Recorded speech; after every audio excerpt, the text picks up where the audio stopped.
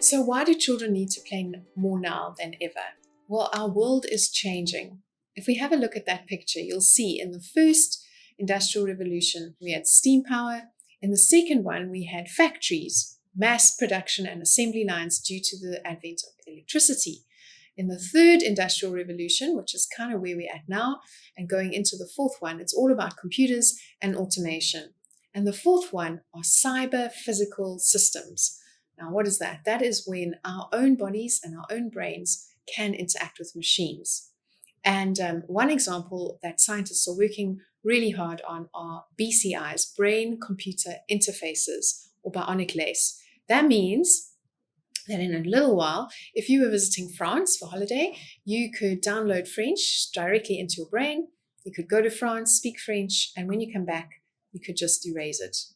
So that is the world these little ones are entering. And so researchers have really pondered what are 21st century skills.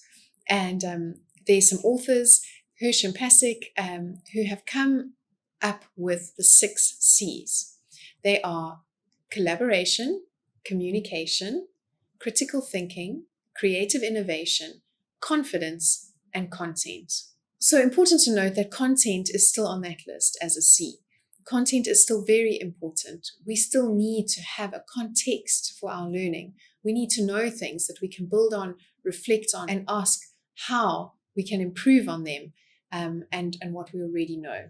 So it's very interesting because in our PlaySense organization, when we set out to develop our PlaySense model and our curriculum, we looked at what would be the things, what is our mandate, what are we mandating all teachers to develop in our little ones. And I bring this up just to show you how similar it is to those 6 C's. So our first PlaySense mandate is emotional regulation. We really believe that this is a critical skill and it features there on that list, but it's the ability to name and identify my own emotions and name and identify emotions in others and then know how to act appropriately. The next one is socialization. So that is being able to relate to others and contribute meaningfully to them in relationships. The next one is super senses. And for Meg and I, that was really around how do we build mastery, autonomy, grit, resilience, and perseverance.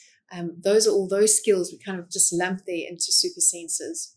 The next one is executive function. That's mental flexibility, planning, judgment, memory. Those are all very, very important skills. They're kind of the skills that are our thinking tools when we engage in learning. And then the last ones is what you'd expect from any early learning environment. And those are the skills of childhood. You've got your gross motor skills, fine motor, language, cognition, perceptual skills. Okay, so those 6 C's that I first outlined as the 21st century skills, you can see how they're reflected in our mandate.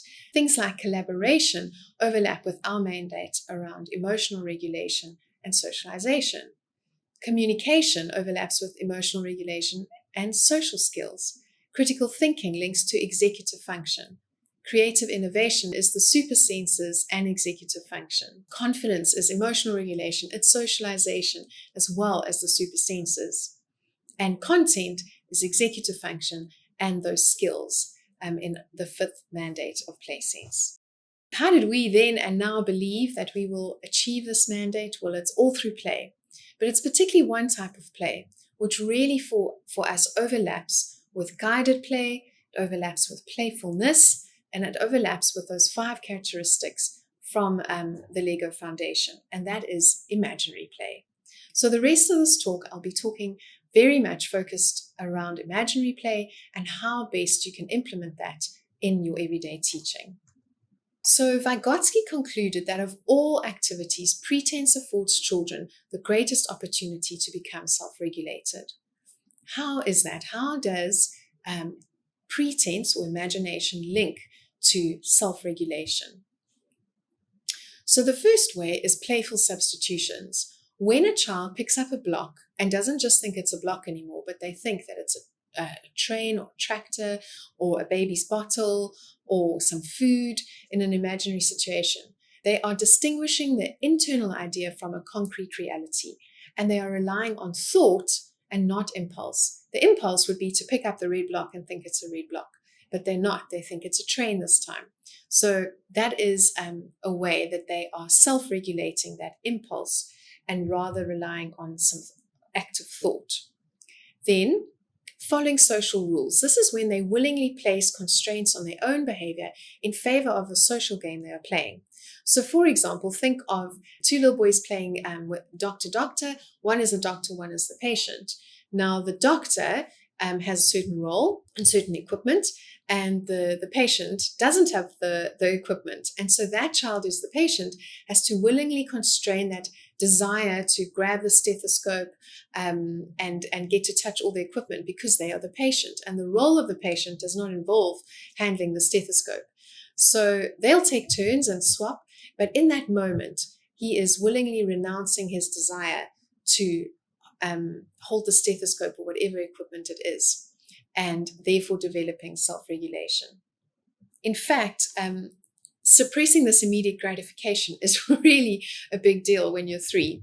And scientists have shown in an experiment where in a playful context, some children were told, you are the guard at the castle and you are on lookout and you really need to keep still and be on lookout. And other children in another group in a non-play context were told, you need to stand still. Can you imagine what the difference was between these groups? The mean variation was 14 minutes longer for the group who were told that they were guards.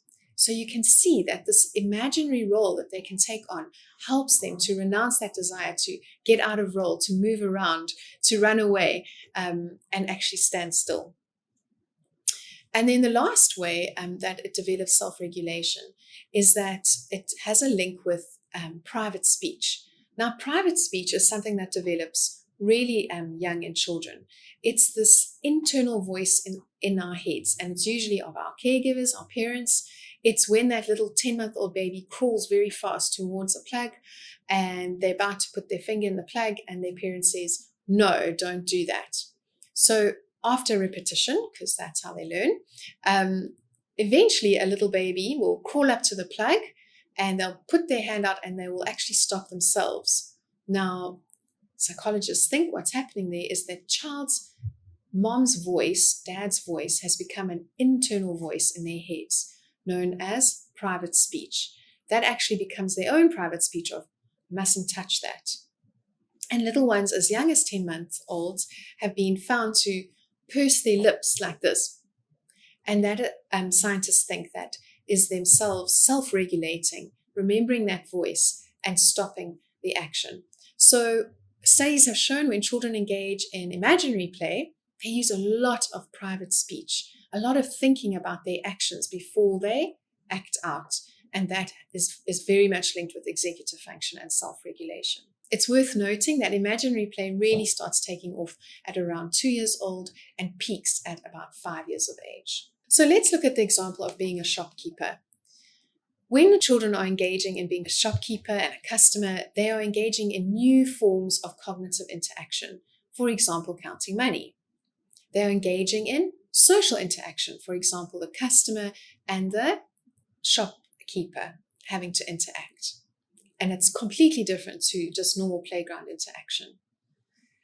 Then they develop and maintain the internal goals in the presence of conflicting information. So, I am Sally the shopkeeper when my real name is Lara, but when you're playing with me, you have to call me Sally.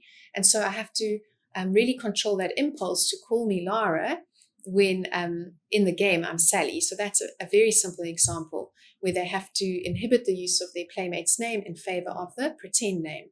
They also have to use different things in the classroom in a different way. So if they're having to use money to play shopkeeper, they might think, let's use those counters that we usually use, which are actually bottle tops, and we're going to use them as money. Or let's use the playing cards from our memory game as money, and we won't be using as the memory game. So you can see they're having to renounce the usual use for the imaginary use. And then they practice perspective taking, and that is absolutely critical. The development of empathy is strongly linked to self-regulation, and it's a skill we're still developing as adults. But when they're playing an imaginary scenario, they're having to think, what is the other child thinking feeling, and what might they do in this scenario. They really are having to step into the other child's shoes. Perspective taking is just a note on the side, is linked to theory of mind. And psychologists talk about the development of theory of mind. It's when babies start to realize that they are separate from their mom or caregiver, that person has a different idea, emotion, intent, or behavior to myself. And that develops from quite young, but is particularly laid down between this age of 2 and 5, is really learning that other people think differently to me, that I need to treat them with grace and empathy, and that is really developed in this imaginary play. So I have some reflection questions for you as a teacher. Do I think imaginary play contributes to learning these crucial skills? How much imaginary play do my little ones engage in? Why or why not? Research shows that mature make-believe play develops self-regulation, symbolic and emotional thinking, spoken language, vocabulary increase, as well as syntax development and literacy. And this peaks at around 5 years of age. Now, what's the problem today? I'm sure many of you are feeling this tension that you would love to engage in more imaginary play, but there are certain problems with that. And the first one is that children do not know how to play this way. Many of the little ones who enter your classes are used to having sort of every need fulfilled, or playing with toys that are not open-ended, that do not require work on their side. Many parents don't have time or have forgotten how to play themselves, and it's very hard to get down on the floor and engage in an imaginary game with your child.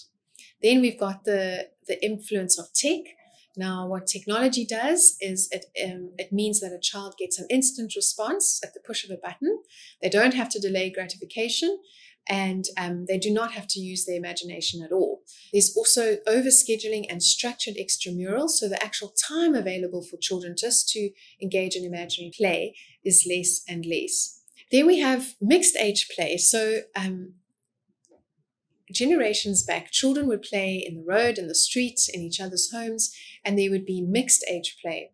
Now, that was really, really great for the development of imagination. And we see this with children who have siblings, is that the older children can actually stimulate this type of imaginary play. They need, fairies and goblins when they are the princes and princesses in their game. So they involve the younger children. And unfortunately today, many schools do not believe in mixing young children in different age groups, and parents also definitely want children to be streamlined, whereas the best education systems in the world actually mix 3 to 5 year olds, for example, in a classroom for this very thing, that the older ones actually scaffold the younger ones' play. And then we've already spoken about this academic focus, that children are just seen as a head to fill. There's this CAPS curriculum, which is putting pressure on teachers to assess children. And so your day is now needing to not just have play, but actually to prove how much you've taught them, what skills they've learned. And so that pressure has pushed out the time for imaginary play. Lastly, there's the lack of safe outdoor play. So safe outdoor play would mean that children are interacting with children across their ages, but they would also be able to engage in play that is actively engaging, that is meaningful, and that is very creative and not always directed by adults. Some interesting stats. In the US and the UK, in one generation, children are 3 times more likely to be admitted to hospital for falling off a bed than climbing a tree. And that was reversed. So before, you were more likely to be admitted to hospital for climbing a tree and falling out. Stats show that in 1940, children were allowed to roam 9 kilometers on average without adult supervision from their homes. Now, in 2007, that's down to 30 meters. And obviously, there are really contextual issues here of safety and so forth. But it just gives an idea to how much the opportunities for this type of play have been taken away from little ones.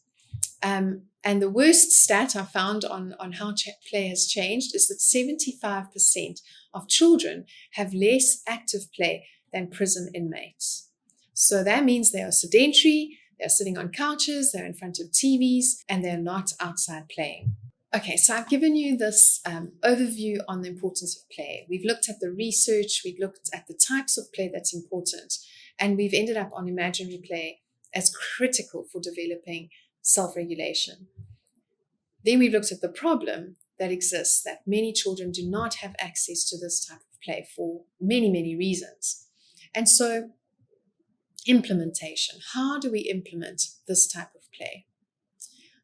Without adult support, the play of children cannot reach this mature, dramatic play.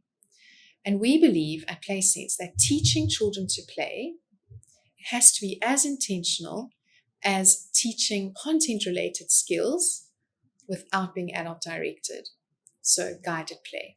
So we really believe that. We really believe that we need to structure this into the everyday life of a child. So we've used a model. We found a model through much research by Bedrova and Leong. It's called the Propels model. And we have structured our entire curriculum around the Propels model. And it really helps to guide and scaffold imaginary play for both the teacher and the children. So what does Propels stand for? P stands for planning. R stands for role.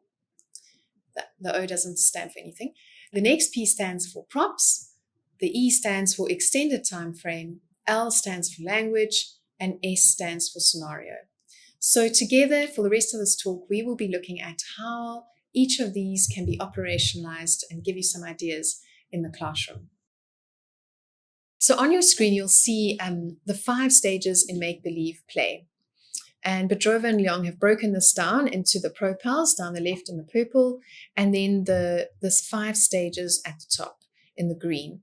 So we're going to have a look at first scripts, roles in action, roles with rules and beginning scenarios, then mature roles, and then dramatization, multiple themes, roles, and director's play. So just to summarize, really, we're going to summarize across the rows. Initially, children do not plan during play, but as they hit sort of stage 3, their actions are named prior to play. Then they start to plan each scenario in advance, and then they can plan and elaborate roles and scenarios, and they spend more time planning than actually acting out the scenario. Initially, they don't have roles. They actually act first and then decide on their roles, and there are no rules in these roles. Then they have roles with rules. So, for example, I'm the train driver, and I sit at the front, and you must sit behind me because you're the customer. That would be an example of how a role has a rule.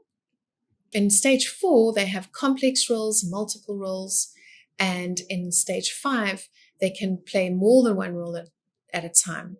And roles move from being very object-centered to being relationship-centered. Then props, they play with objects as objects. So that you can definitely see with that little boy we watched right at the beginning.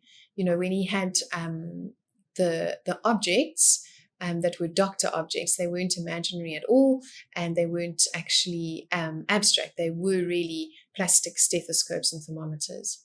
And then we end up in stage 5 with symbolic and pretend props. And in fact, ultimately, children don't even need a real prop. They can just pretend to be holding whatever it is they believe they're holding. Extended time frame, really just a few minutes, right up to play that can last the whole day or over several days. And that play can be interrupted and restarted, just as a movie would be, that you would have roles and you would have scenarios and you could pause it and then keep watching. Then language, obviously this is also related to age. So in the beginning, you would use little language because you don't have much language when you're 2, but you go through a language explosion between 2 and 5, and so you can really see how that develops. Our teachers love watching how the language develops, especially around the roles and actions and scenarios. They develop something interesting called role speech. So that is the language or script that we use when we are playing doctor. So open your mouth, stick out your tongue, can I listen to your heart? All the questions doctors ask. In the train, it would be, "Can I see your ticket, please?" So that's the language and role speech.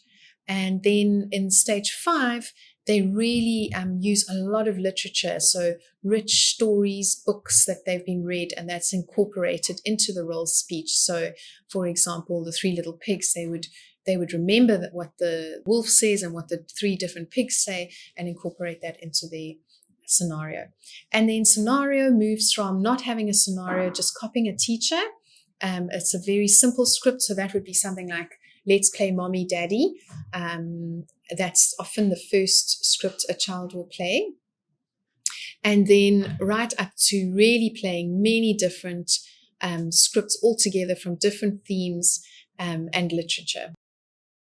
When a child is planning, they are developing emotional regulation, because you have to think before you act. So they're developing social skills. They're developing executive function, because executive function is all about planning, acting, and then reflecting on my action. And they are developing skills such as language. Roles, that is really developing the socialization, the super senses, getting excited about different themes and roles, and how can I master this role, how can we make that prop, as well as executive function. Props develops the super senses and executive function. I'm having to think creatively. I'm having to use materials around me in an unconventional way. Extended time frame definitely works on planning and executive function, because executive function also has attention and memory. So the longer I can focus and stay in the play frame, the longer the play scenario will last. Language will be definitely working on socialization, on the executive function and the skills, such as language and social skills. And then scenario. Scenario is working on executive function and social skills. So you really can see an overlap between guided play, imaginary play, playfulness, and ProPals happening as we implemented this ProPals approach. So on reflection, I want to ask you, what is your role in imaginary play?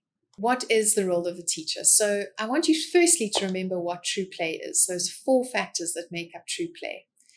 Then teachers are co-players and teachers are co-regulators. Those are really the 2 roles that you will be playing alongside the little ones. And then back to this picture of this delighted little child who's really, you can see, actively engaged, joyful. She has the right to play. And if we know that this type of play isn't happening anywhere else, and we know how important it is, then giving attention to it is fundamental. And as I said, we see it as fundamental as teaching any other content-related skills in our curriculum. But the question is, how do we structure and guide this type of play so that children can progress in the quality of their pretend play? So let's look at each part of the acronym for ProPals in turn, and I'm going to give you some tips on really how to make this practical. So P stands for planning, and as I mentioned, this is very difficult for 2-year-olds, mostly because they just don't have the language yet. But you can use stories from your morning ring.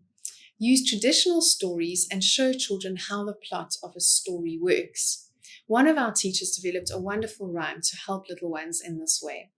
It goes, "Hello, oh no, yay, this is how we pretend play." So if you think of your favorite movie, Disney movie, any great story always has an intro, it has the characters, it has their normal everyday whatever's happening, and then there's a crisis, and then the rest of the movie is how the crisis is resolved. And so this little rhyme is exactly that. It's hello, so who is in the story, what are the characters, then oh no, something goes wrong, and then yay, how do we resolve this? One of the children's favorite examples of this from our curriculum is the dinosaurs theme, and how the mommy dinosaur lays some eggs, and then one of the eggs goes missing. And so that's the crisis, and then how do they resolve this? And so it's a story that is read, and then the children act it out. And it's so wonderful to see them think about who's going to be which role and to plan the whole scenario out. And we'll get to roles and props in a second. Now, how you can help them as a teacher is to ask lots of questions. So, for example, who's going to be the mommy dinosaur? Who's going to be daddy dinosaur? Who's going to be the sneaky dinosaur that steals the egg? And so on and so on. What props are we going to use? And what sounds are we going to make? What actions are we going to make? And so the teacher is very involved in helping the planning. You can also use visual tools, so you can have, start, middle, end, and you can discuss that, draw it for them, use felt animals, use plastic animals to act it out. Sometimes that really helps little ones to visualize what they're going to be doing. As I said earlier, the 2-year-olds are still very much in object-centered play, in parallel play, and slowly they move to more relationship play, which is your cooperative and associative play in the stages of play. So you'll see there's a picture of Goldilocks and the 3 Bears. This is an example of how you can help children plan. If you have a very structured story where there are very specific scenes in the story and very specific roles for Goldilocks and for each of the bears, you can really help the children to act this out with teddies. First, they can then act it out with each other. And you'll see that's what I mean from object-centered to relationship-centered, is the 2-year-olds will very much want a big bear, a middle bear, and a baby bear to be the roles, whereas older children will say, I'm baby bear, and I'm daddy bear, or I'm mommy bear. But have a look at those sweet pictures of them playing Goldilocks and the 3 Bears. So R stands for role. Now, the ideal here is that the children learn to choose which role that they want to play in the play scenario, and then actually take turns to play different roles, and that really extends the time frame. And a lot of modeling will have to happen here as the teacher.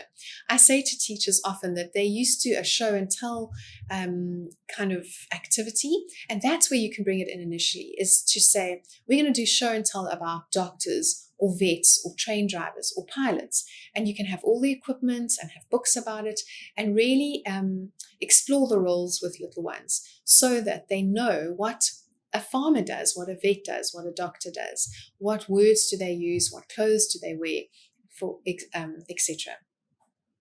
In our Play Sense curriculum, we have monthly themes. So we'll spend a whole month on sea, for example, or farm, or dinosaurs. And then within that month, every week we'll have a human role or an animal role. So within the sea theme, we have fisherman for the first week.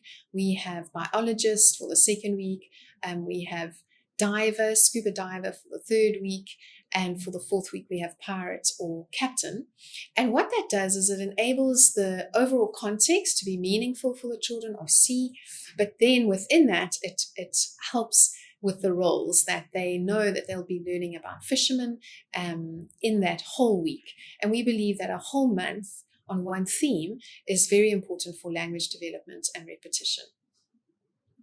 Now, what's very sweet is as they progress through the curriculum, as they get older and get better at this type of play, they will actually start to combine roles. And so you'll have, the driver or the train driver driving through the jungle to rescue the animals, to go to the vet. And they'll be combining a whole bunch of their themes and roles in one story. There's a lovely picture of a little dinosaur. So those are some things they would have made in art. And they then use that in their dress up and really become the dinosaur. Just for you, we have included a free download with 2 examples of applying propels, one to Goldilocks and the 3 Bears and the other one to the Bird Watcher. So look out for your download, and we give you a table with the propels acronym and how to really act it out with your little ones. So the next P stands for props. Now, props are absolutely critical, especially with the younger children, because they are in this object-centered play. And you'll see as they get older, they'll use one prop for multiple things, or they'll just say we're going on a bear hunt and there's no real bear. There's just an imaginary bear that they can all see. So that is a real progression in terms of props. Now, in our Play Sense equipment, every teacher has what we call the play gym. Now, that is a piece of gross motor equipment. You can see it pictured there. It has monkey bars, but it also has sort of 2 shelf levels. And we encourage the children and the teacher to think of how to turn that into a big prop every single theme. So you can see in there, it's a shop, but it can become from a tractor to an aquarium to a shop to a photo booth, depending on the theme. And children learn lots of creativity, that executive function, the mental flexibility to when they're engaging in this. And the teacher will sometimes say to them, how can we make this a tractor? How can we make it a Land Rover, whatever it is? We also, as you'll know, I've said open-ended toys. So using blocks is very important. Using them as food, using them as roads, using them as objects, whatever it is that you need for props. Think of how you can encourage the children to use the blocks to become those items in their play. Then we have lots of plastic animals, the bug theme and the dinosaur theme and sea and jungle, all those can incorporate into play. As well as any wooden items are beautiful and can be used as well. Different texture for the little ones. And then hats. I think it's one of the most amazing things to see how a child will put on a hat and instantly change into a character. So collect some hats and be able to dress them up or down depending on whatever theme you're in, and really involve your parents in collecting props for the imaginary play. So there you'll see pictures of our play gym. It's being used here as a sensory table and as monkey bars. In the next picture, it's the climbing frame and the balance beam. Then we rope some string around it and becomes a spider web children have to climb through in our bug theme. They've put chairs in there and a wooden steering wheel, and they're pretending to go on a safari. Here it's the doctor's rooms, set up as doctor's rooms. Here, a teacher has put a big sheet over it and cut a hole in it, so it's a bird hide, and they're using their binoculars they've made in art to look for birds. Here, a teacher has attached a glove filled with milk, and they are milking the cow, so the play gym has become a cow. And here, a very creative teacher has attached different colored scarves, and it's become a rainbow in our fantasy theme. Other things you can use are cardboard boxes. So here the teacher has made with the children little houses or a train in the bottom left, and on the right it's a tractor, the start of a tractor.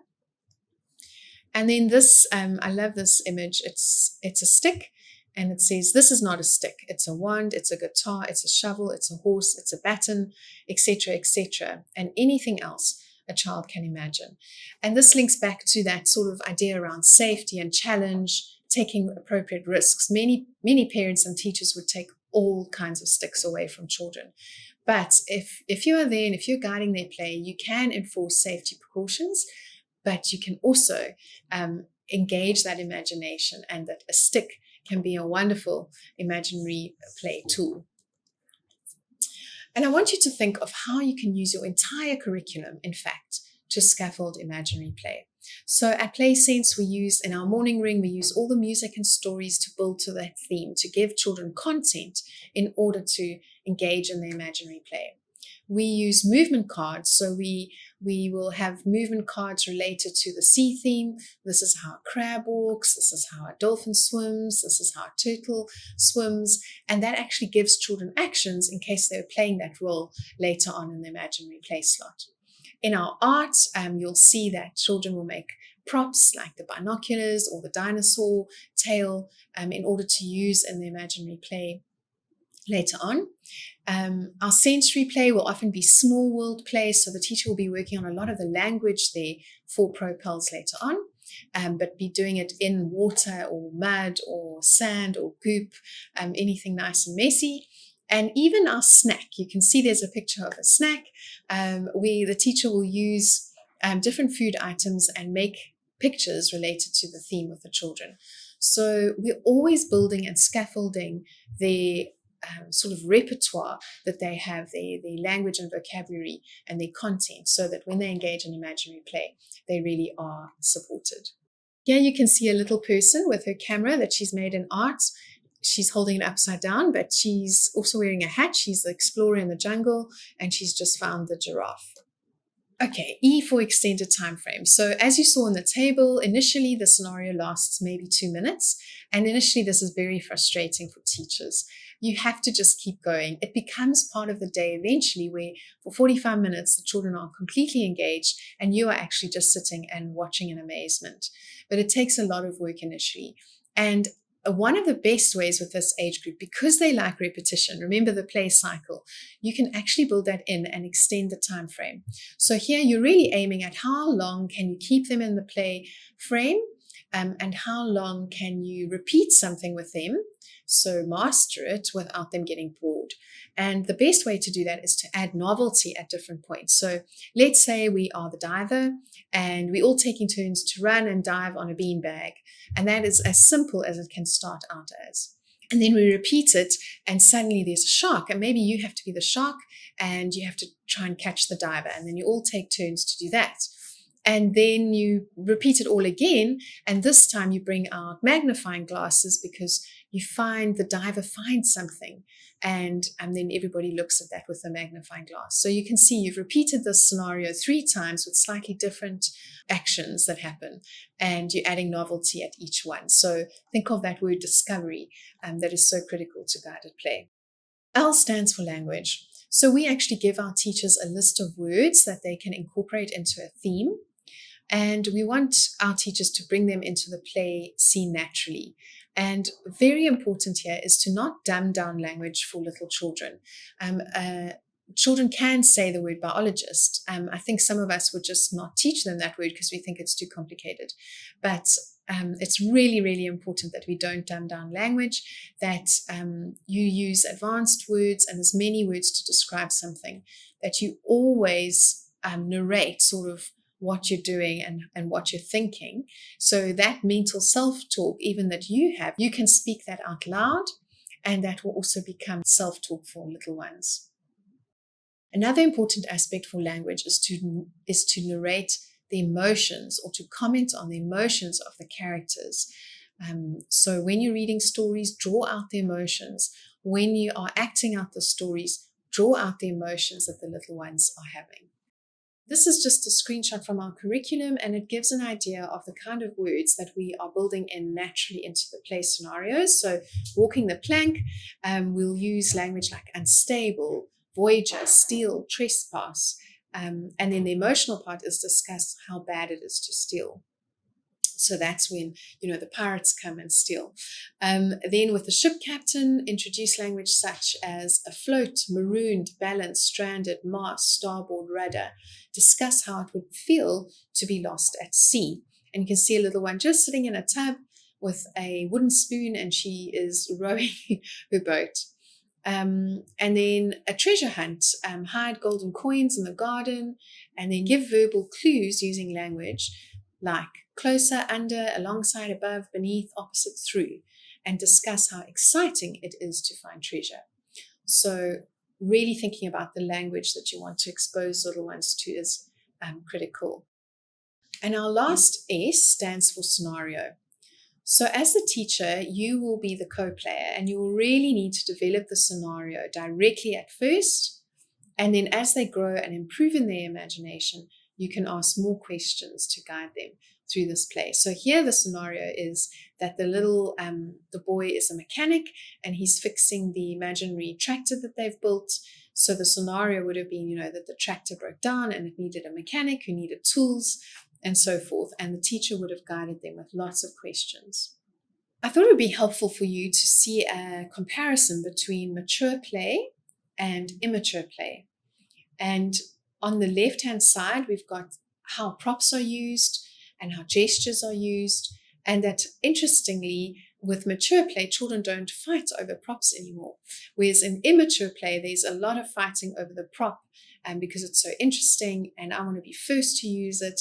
And that props are used very realistically and are governed by the actual objects. Then metaplay was another concept I found so interesting. Metaplay is the ability to step out of the play frame, almost like an actor becoming a director, and being able to say, this isn't working, maybe you should do this or wear this, or let's get that prop. And that is shown in mature play. Whereas in immature play, there's no planning at all, actually, let alone meta play. It's very sweet. The children will have conversations about their own play we had this scenario happen in one of our groups where the children had been reading the story Let's Go on a Bear Hunt, and then they changed it because they were in the ice theme to Let's Go on a Wolf Hunt. And they were looking in the forest and in this ice glade for a wolf. And of course, the wolf was completely imaginary. They eventually caught the wolf and they decided they're going to braai him. So they built a braai and they put the wolf on the braai. And then they're about to eat the wolf when one of the little boys says, "No, everybody, but it would be too hot. We need to do something to keep ourselves busy while the wolf cools down." And then one of the little girls says, "Oh, let's have a tea party." And off they go and they get all the tea things while the wolf is cooling down and they have their tea. And you can see how they could, he actually thought, if it was really hot, we wouldn't eat it right now. And he stopped the play and they thought about it and they came up with another scenario. So they had their little tea party and then they ate their wolf. So it's so sweet to see how these things do come about with lots of perseverance. Then in terms of mature play, you've got your cooperative and associative play rather than your parallel play in immature make-believe play. Mature play has multiple roles, whereas immature play has one role with one prop and the scenario lasts 5 to 10 minutes at a push. And then mature pretend play has themes related with roles and scenarios and scripts. And immature pretend play is speech that only really labels a role. So they very much will stick to mummy, daddy, and baby because that's what they're used to. Often little ones who come to your group have often just had a baby sibling. And so you'll also see that start to play itself out in the imaginary play. Interestingly, in a study in 2005, only 10% of children aged 6 years old were engaging in mature make-believe play, and 48% of 5-year-olds just demonstrated immature pretend play. So children really do need guidance here. And I think I've shown you how much this type of play really develops those skills that they need for the future. So it is critical that we focus and advocate for imaginary play over those pre-academic skills. I want to just talk about how guided play and propels overlap. In guided play, the teacher is the support, provides the scaffolding. And if you think of propels, the teacher really is a stage manager and a facilitator.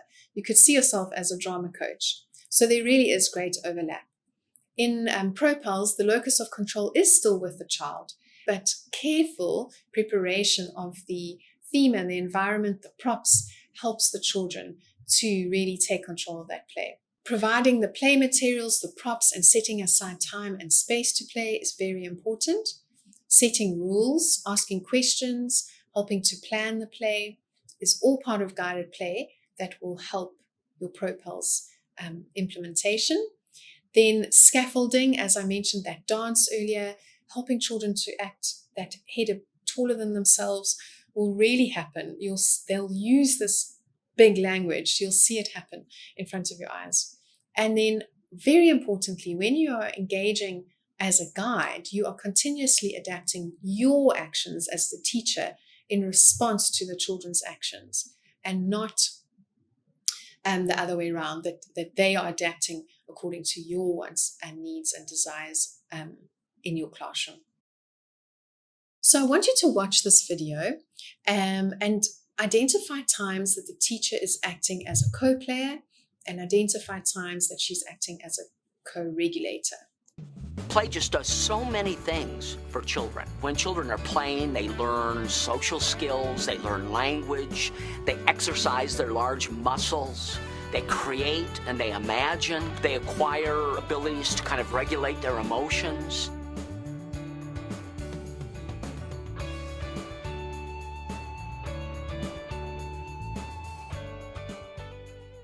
When children pretend, they tend to play out things that they already know about.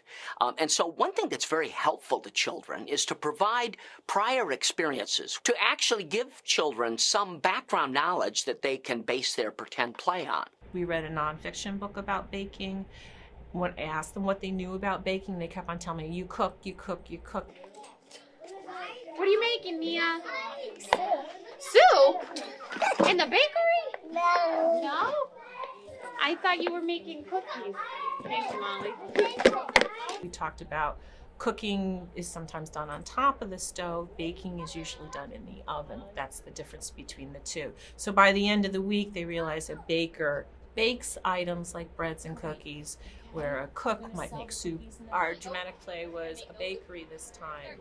They needed a lot of guidance and focus, and we tried it with just pictures on the wall to help them understand these concepts of cooking and working together and whose job is what. The teacher really needed to be there during this week to support their self-regulation because they were having a hard time taking turns, seeing someone else's perspective on something. Remember, she shared with you, and now you're sharing with Mia.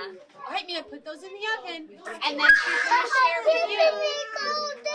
Well, say, Tiffany, excuse me, please. Tiffany, excuse me, please. I have to put my cookies in the oven. I want to put cookies in the oven.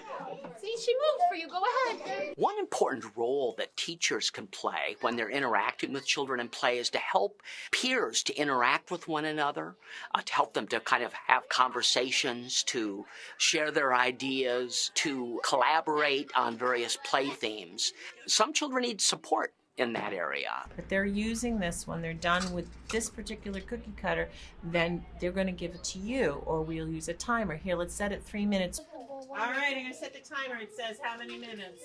Go on. 5. It says 3. All right. After the first day of the teacher in there, we were hoping that teacher could kind of come out a little bit into the rest of the classroom, and they just weren't able to. Why don't you ask her to No, can I please use the measuring spoon? No. Why not, Tiffany? You're using them, so why don't you say, can I please use them when you're finished?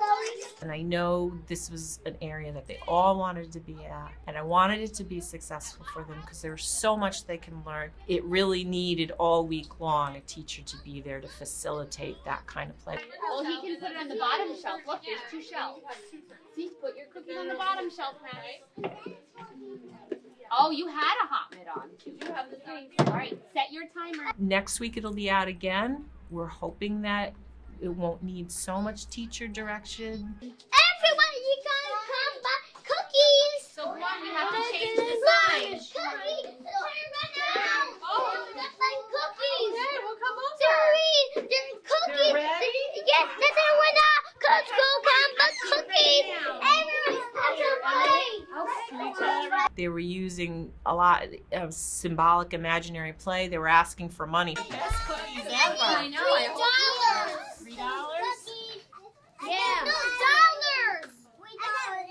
Here, thank you. And they're pretending to go in their pocket and pull out the money. I mean, even though everything else was very realistic, those were one of the parts that was very symbolic, that they can use their imagination, which is so important for them to use their brain and that higher level thinking.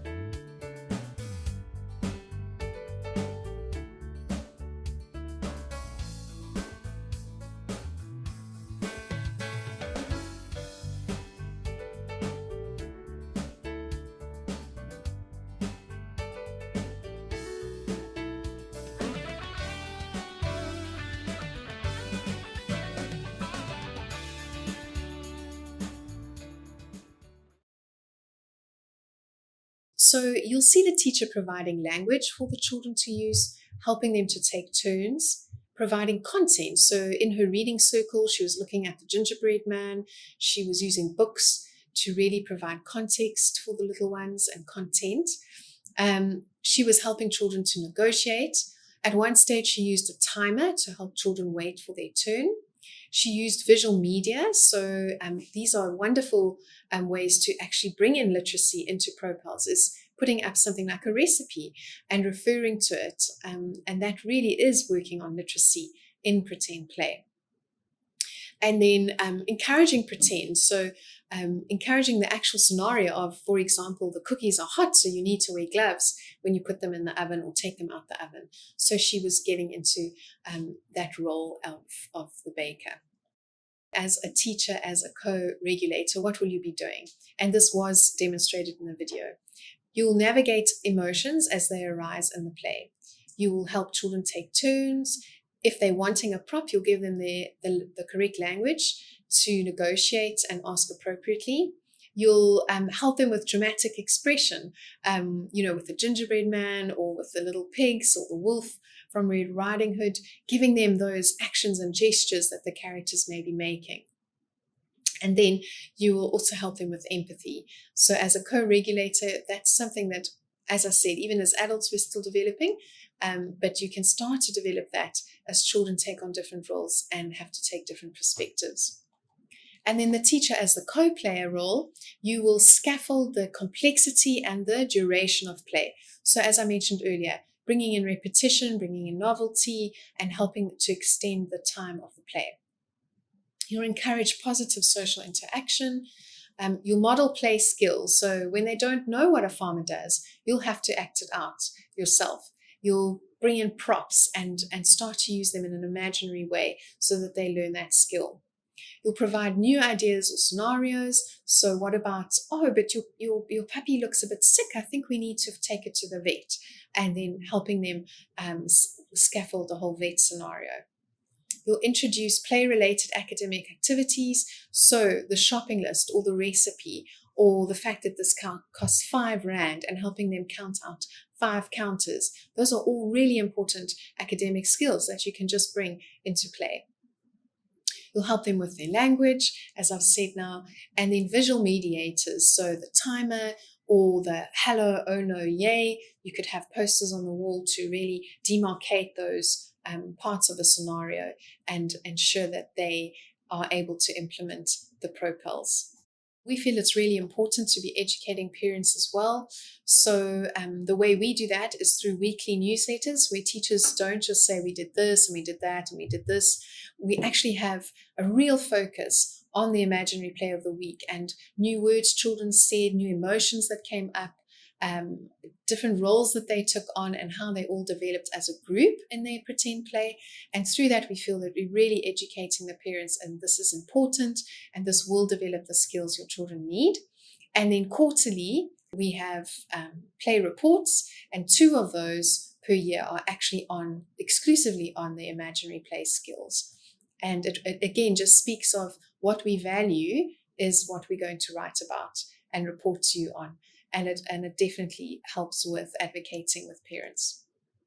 And now I'm just going to close and give you some quotes from our own teachers and how they have found propels to be useful in their classroom. Children continually want to play, but when they are very young, they are still searching for a means or opportunity to do it. The propel sparks an idea or direction for them to follow, but doesn't prescribe how it plays out or how they must conform.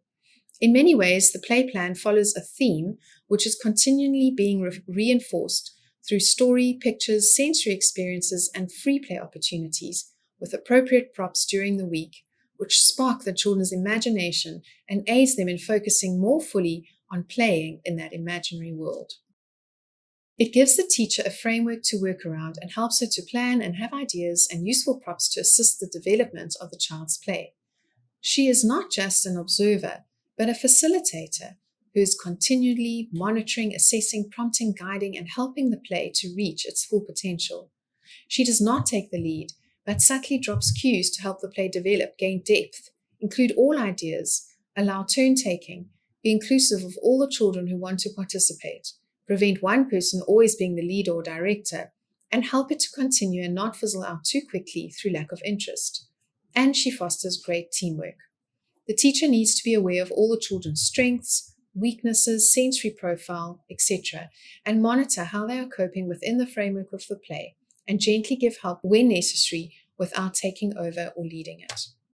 Propels most definitely helps this age group. It helps by exposing the little ones to new words in the correct context. It teaches them to think for themselves and to think outside of the box. It's such a great way to teach them how to use their existing resources and create something magical.